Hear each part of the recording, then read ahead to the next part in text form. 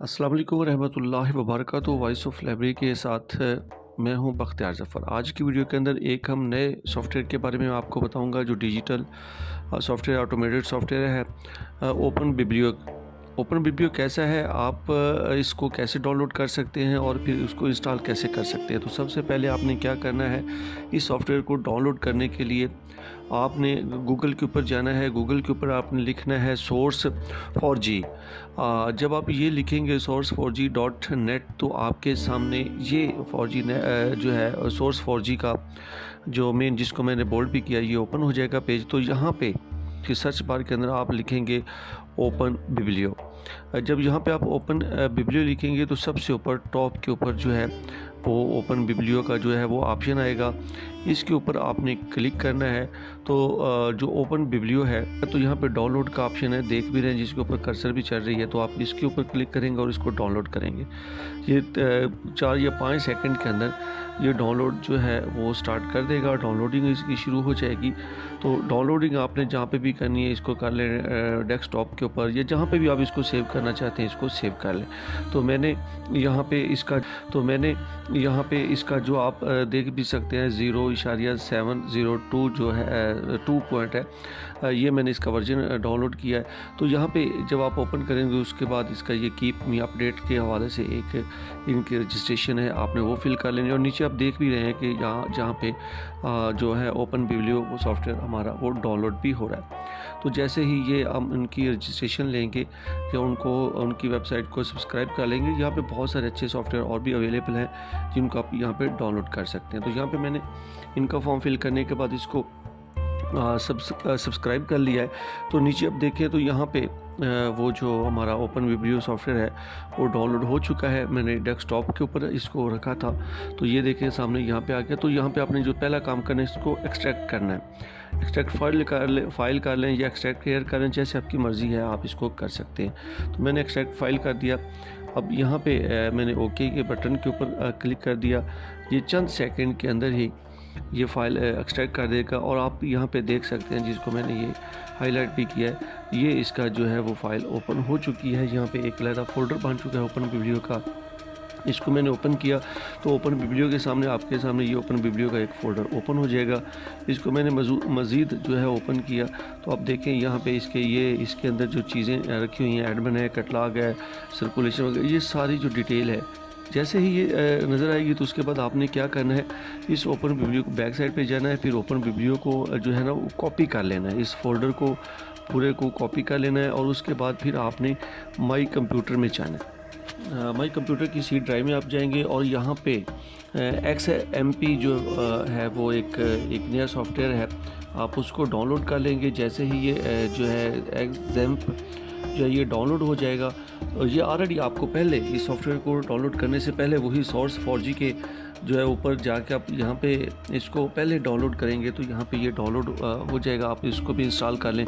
उसके बाद आपने क्या करना है, HT-Docs जो है इसके ऊपर आपने क्लिक करना है, ये ओपन हो जाएगा। और जो आपने कॉपी किया था इसको यहाँ पे आपने पेस्ट कर देना है। चंद सेकंड के अंदर ये सारे जो उसकी जो फाइल हमने ओपन बिब्लियो का जो फोल्डर बनाया था उसकी फ़ाइल जो है वो यहाँ पे ड्रा हो जाएगी, यहाँ पे पेस्ट हो जाएगी। पेस्ट होने के बाद आपने फिर वापस चले जाना है।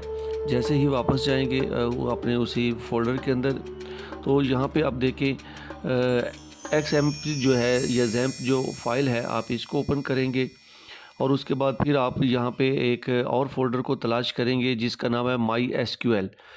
MySQL को जब ओपन करेंगे तो इसको ओपन करने के बाद ओपन हो जाएगा। उसके अंदर डाटा, आप डाटा का जो फोल्डर है इसको ओपन करेंगे। और यहाँ पे ओपन करने के बाद जो आपने यहाँ पे वो किया, एक न्यू फोल्डर इसके अंदर आपने बना लेना है। जैसे ही न्यू फोल्डर, आप उसको भी आप याद रखिएगा कि वही नाम देना है, स्पेलिंग का ख़ास ख्याल रखना है। अगर आपने इसको कैपिटल वर्ड में देना है तो आगे भी जाके आपको मैं बताऊंगा कि आपने वो जो फोल्डर फाइल है उसको भी ओपन जो है ये कैपिटल वर्ड्स के अंदर ही लिखना है।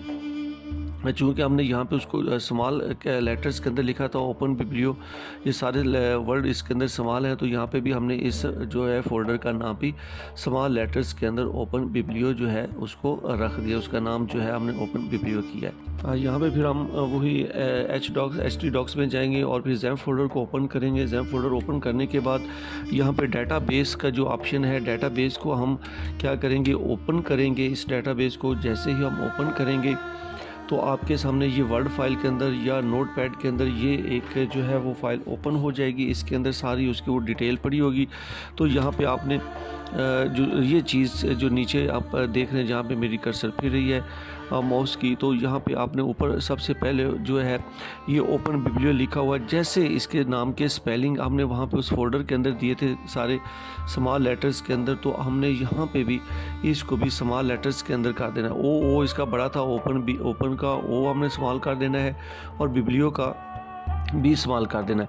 इसके बाद इसका हमने पासवर्ड और जो है वो या यूज़र नेम वगैरह जो है अगर आपने रखना है तो आप इसका अपना नाम और यूज़र नेम रख देंगे, बल्कि इसकी जगह पे आपने रूट लिखना है लफ्ज़ जैसे भी है आपने कॉमे रहने देने और उसके अंदर आपने रूट लिखना है। पासवर्ड इसका में ज़रूरत नहीं है, तो पासवर्ड हम इसका यहाँ पे रिमूव कर देते हैं। पासवर्ड इसका हम नहीं रखते और इसको ब्लैंक कर देना और उसके बाद हम इसको सेव कर देते हैं।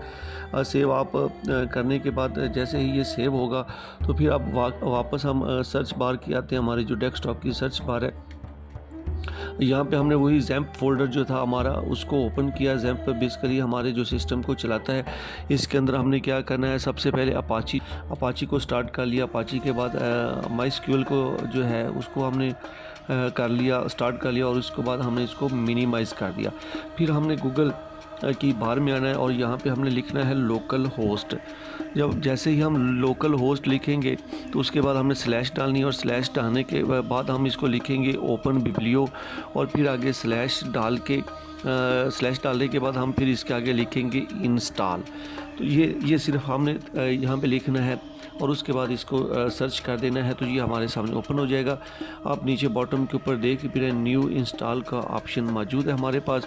तो यहाँ पे हम क्या करेंगे, इंग्लिश लैंग्वेज रहने देंगे और हम इसके ऊपर जो है चेक लगाएंगे और हम इसके बाद इसको इंस्टॉल के ऊपर लगा देंगे।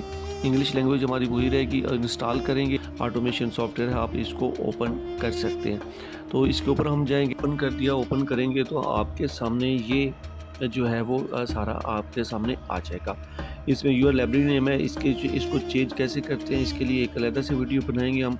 इसके बाद नीचे अगर आप देखें तो लॉगिन का ऑप्शन है हमारे सामने जो है ओपन बिब्लियो सॉफ्टवेयर वो ओपन हो चुका है। इसमें हम पहला काम क्या करेंगे, लॉगिन हो जाएंगे। लॉगिन होने के लिए जो इसका हम अमूमी तौर पे जो जनरल पासवर्ड होता है वो एडमिन यूज़र नेम होता है और एडमिन ही इसका पासवर्ड होता है। तो ये लें जी, आपके सामने जो हमारा ओपन बिब्लियो सॉफ्टवेयर है वो ओपन हो चुका है। उसमें आप देखिए सबसे पहले होम है, फिर सर्कुलेशन का ऑप्शन है, फिर कैटलॉगिंग का ऑप्शन है और उसके बाद जो है वो एडमिन है और उसके बाद रिपोर्ट्स वगैरह हैं। आप इसके अंदर सर्कुलेशन भी कर सकते हैं, कैटलॉगिंग कर सकते हैं। तो अगर आपको ये हमारी वीडियो पसंद आई तो अपनी कमेंट की सूरत में हमें अपनी राय ज़रूर दीजिएगा और फिर हाज़िर होंगे एक नई वीडियो के साथ। तब तक के लिए मुझे इजाज़त दीजिए। अल्लाह हाफिज़।